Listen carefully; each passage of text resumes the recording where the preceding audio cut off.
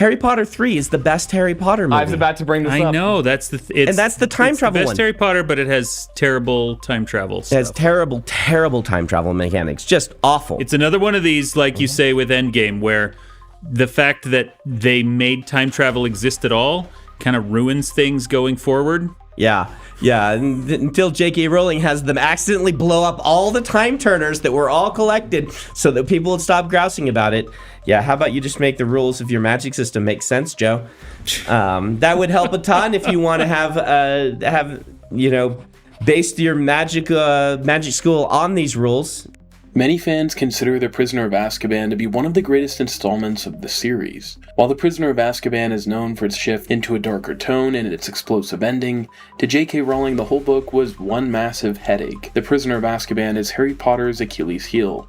It caused such drastic damage to the narrative that J.K. Rowling herself admitted that it nearly broke the series, and while she attempted to fix it, she would later go on to break Harry Potter again. Brandon Sanderson, known for Mistborn and The Way of Kings, expertly explains J.K. Rowling's critical mistake.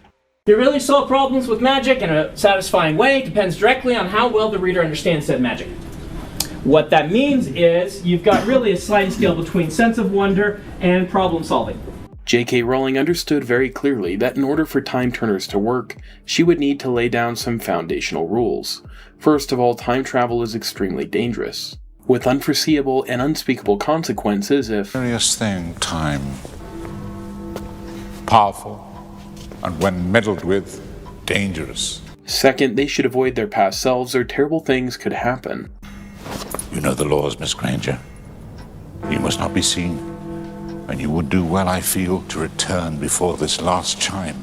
If not, the consequences are too ghastly to discuss. Third, it implies that they should try to retrace their steps, causing history to unfold exactly as it already had, in a closed time loop. Oh, by the way, when in doubt, I find retracing my steps to be a wise place to begin.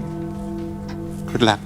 While the dangers of time travel are vague, they are emphasized strongly enough that it seems to make sense why such a reality-breaking tool is rarely used, and also prevented Hermione from conspiring with herself to capture Peter Pettigrew, and more quickly resolved the challenges presented to them. Furthermore, the Time Turners revealed a stunning climax. Throughout the book, Harry failed to create a Patronus, a projected animal guardian conjured from his happy memories. A Patronus could ward off Dementors, wretched creatures that drained humans of their souls. Harry was trained by his teacher Remus Lupin, but ultimately failed to ever successfully conjure a Patronus. Harry returned to the past to save his godfather Sirius Black and watches as he and his past self are being consumed by Dementors.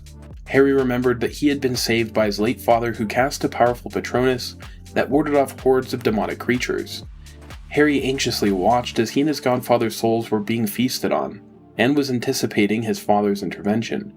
Harry realizes he can't afford to wait any longer. His past self is now just millimeters from death, and he casts the ultimate Patronus, saving himself and his godfather moments before their destruction. Harry suddenly realized that the man he thought was his father was actually himself. This stark realization highlighted his humility, and also gave him a tender moment of reconnecting with his father from across the grave, despite the fact his father's ghost had never appeared. So if The Prisoner of Azkaban had such a powerful and heartwarming ending, how could it be so bad? Bring me your invisibility cloak and Miss Granger's time turner. There is one more thing I must do.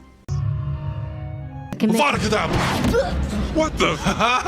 What is this? Take that, you Dark Lord! As a self-contained story, it's an excellent book, but the problem follows with the sequels. Harry Potter, The Boy Who Lived, spells and potions are all completely useless in a world of time travel. Obviously, Death Eaters and the Order of Phoenix would both rush to use as many time turners as they could to defeat their enemies before the battle had even started. Did J.K. Rowling really want a series about the ramifications of time travel and interchronal warfare? Perhaps for this reason, J.K. Rowling later retroactively cemented precise rules and catastrophic consequences prescribed to those foolish enough to break them. Back in 2015 on her blog Pottermore, she quotes the fictional Professor Croker saying, "As our investigations currently stand, the longest period that may be relived without the possibility of serious harm to the traveler or time itself is around 5 hours. All attempts to travel back further than a few hours have resulted in a catastrophic harm to the witch or wizard involved. It was not realized for many years that time travelers over a great distance never survived their journeys. All such experiments have been abandoned since 1899, when Eloise Mint-Tumble became trapped, for a period of 5 days, in the year 1402. Now we understand that her body had aged 5 centuries in its return to the present. She died in St. Mungo's Hospital for magical maladies and injuries shortly after we managed to retrieve her. What is more, her 5 days in the distant past caused great disturbance to the life paths of all those she met, changing the course of their lives so dramatically that no fewer than 25 of their descendants vanished in the present, having been unborn. These clarified rules form the perfect scholarly rebuttal to silence those pesky trolls at how it should have ended. But it raised some glaring questions about the premise of the Prisoner of Azkaban. Was it really a brilliant idea to hand this cataclysmic weapon of mass destruction to a 13-year-old girl? Yes, I know she's an overachieving straight-A student, but Merlin's beard. What if she gets robbed or forgets it in the lavatory at Hogsmeade? Yes, I know she wanted to take arithmancy and ancient runes, but is our national security really worth the risk? I mean, I wouldn't want to give a middle schooler nuclear launch codes just so she can participate in the Cold War Club after school. Nonetheless, I understand why J.K. Rowling still needed to retroactively cement these changes. J.K. Rowling admitted that The Prisoner of Azkaban cracked the foundation of her previous books, and that any further building would cause an imminent collapse to the series. She spoke of the damage caused by The Prisoner of Azkaban, saying, "It opened up a vast number of problems for me, because after all, if wizards can go back and undo problems, then where are my future plots?" In reality, it wasn't just the future that J.K. Rowling should be worried about. The Prisoner of Azkaban truly did break the barriers of time. It didn't just destroy future plots, but the past ones as well. It wasn't exactly a secret that Voldemort had many moles in the Ministry of Magic. One of the most high-profile spies was Augustus Rookwood, who worked in the Department of Mysteries, the very place that held time turners. Why didn't he steal one, 2, or maybe even 10 of them, to prevent the Dark Lord's tragic death? In essence, time turners not only ruined every future plot, but even the past ones as well. Harry wouldn't have been the boy who lived. J.K. Rowling accidentally put herself in checkmate. Luckily, J.K. Rowling had a hidden card up her sleeve. Earthquake! In the Order of Phoenix, J.K. Rowling explained that during the Battle of the Department of Mysteries, none of the warring wizard factions were bright enough to try and use them, and they also accidentally destroyed every single one. Luckily, there weren't any 13-year-old girls who had checked one out the week prior. Otherwise, the hunt for Horcruxes would have drastically changed. Coincidentally, the destruction of all the Time Turners happened shortly before Sirius Black's death, the closest person Harry had to a loving father. Brandon Sanderson spoke up about this writing technique and the blatant narrative harm it causes. A writer friend of mine, he coined a term that I still use, which is called Deus Ex Wrench.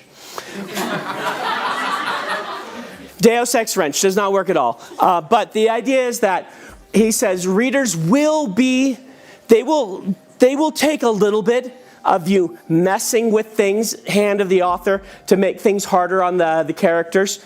But if you do it too much, they'll start to see the hand of the author in the same way that they see the hand of the author solving problems.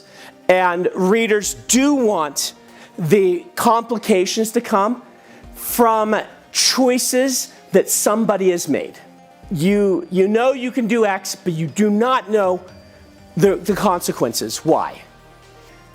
But they decide to do X anyway. You can make Y as bad as you want, as long as it's kind of foreshadowed, how big these complications can be. If it's the middle of a story, you treat it differently than the end of a story. But readers want decisions and consequences. J.K. Rowling had to visibly stretch her hand into this story in order to remove the glaring structural damage caused by the Prisoner of Azkaban. This clear use of Deus Ex Wrench did solve the problem of the Time Turners by destroying them.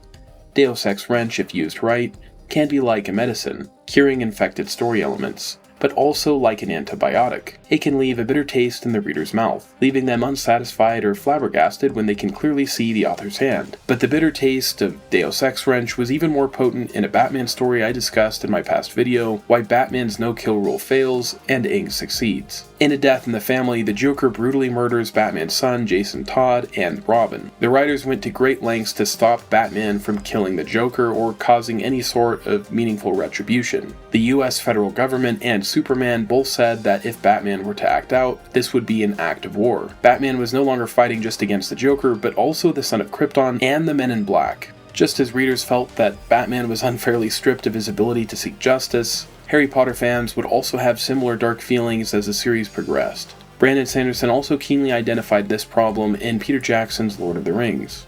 And again, this is some deviations from the source material. In large part, I agree with Peter Jackson's decisions. This one just doesn't quite land, right? We are not set up as an audience or as characters to be like, we need to last until the ghosts arrive to save us. Instead, it's set up, this is our last stand. We must defeat and conquer, otherwise, Gondor will fall. They fight, they lose. Aragorn shows up with ghosts and saves them.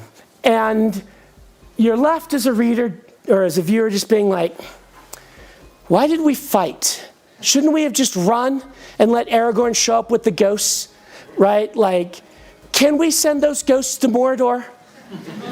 Yeah, they say they have to be let go, but come on. Just one more ride, guys.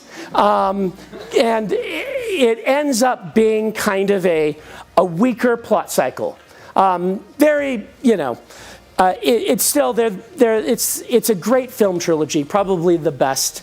But that is one flaw, and you can kind of see why.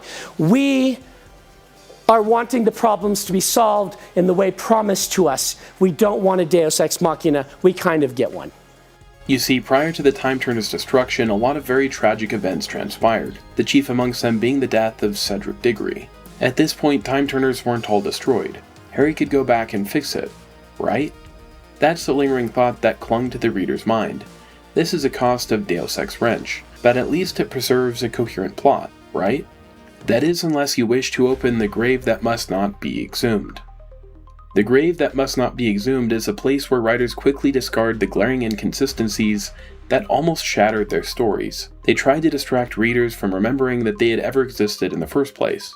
But just like a 2-year-old can't help but pick the scab on their elbow, writers sometimes also get those urges, picking and digging at things that were best left alone, forgetting why they buried them in the first place. While Amos Diggory would later go and plead for others to use a time turner to save his son, he conveniently forgot to ask that in the time of his son's death.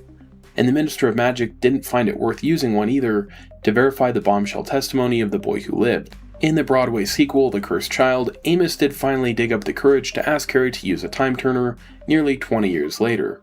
Of course, a little more than 5 hours had passed, and a lot could go wrong, especially considering these devices can only move you to the past and not the future. But Harry had the better judgment to say no and refuse to oblige him. Unfortunately, his teenage son Albus and his rambunctious friends Scorpio and Voldemort's biological daughter Delphine didn't share Harry's sentiments. The trio go back in time. Albus and Scorpio believe they are on a mission to save Cedric, but Delphine, who is pretending to be Cedric's niece, was actually planning on saving her father, the Dark Lord. Once again, the fatal wound was open. Not all the time turners had been destroyed, and apparently one could go back large distances in time and still return to the future. Why didn't Harry and his friends use one to stop Voldemort from returning and destroy all of the Horcruxes? Time turners don't just change the tone of the wizarding world, but they alter the genre, strip characters of their purpose, and destroy the established plot and forthcoming stories. The Cursed Child should have never been written, but that's frankly not going far enough. Just as if you see a 2-year-old playing with a lighter, you can't just go back and set it on the coffee table. In the same way, someone needed to tell Joe no. The Prisoner of Azkaban needed to go. While it had some interesting points, it caused irreversible damage to the overarching narrative. So before you run to the comments to defend your childhood nostalgia, can you really say that The Prisoner of Azkaban was worth it?